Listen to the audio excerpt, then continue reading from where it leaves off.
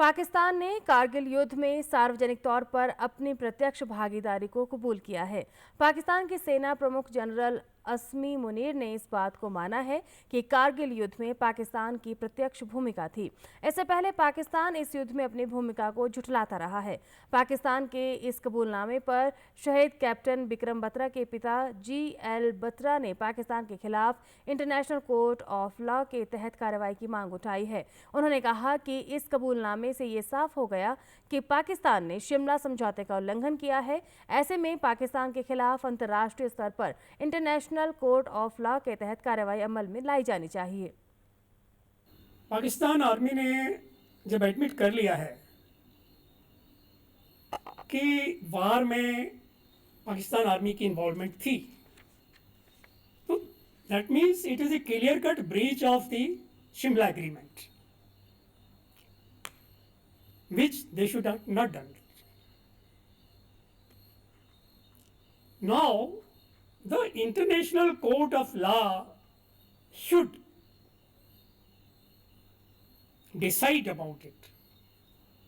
कि what are the avenues, what are the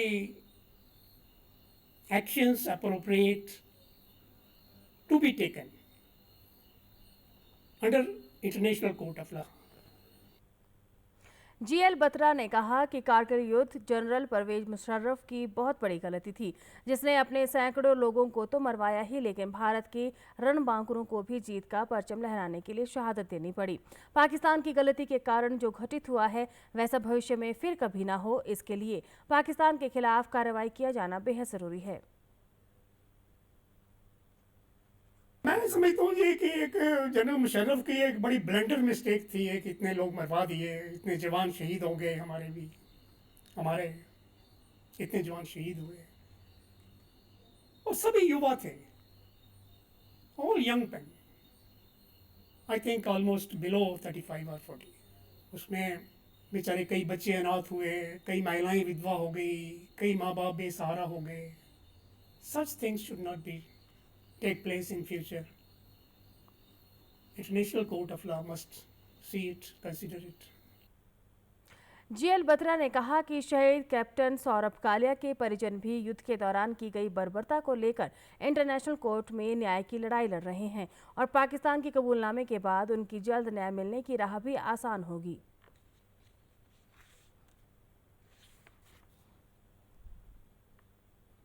न्याय की राह जब एडमिट कर लिया है तो न्याय की राह है आसान हो सकती, क्योंकि पहले तो वो ये कहते थे कि नहीं वो हमने नहीं किया है ऐसा, वो हमारे आदमी नहीं थे, this and that, so number of arguments.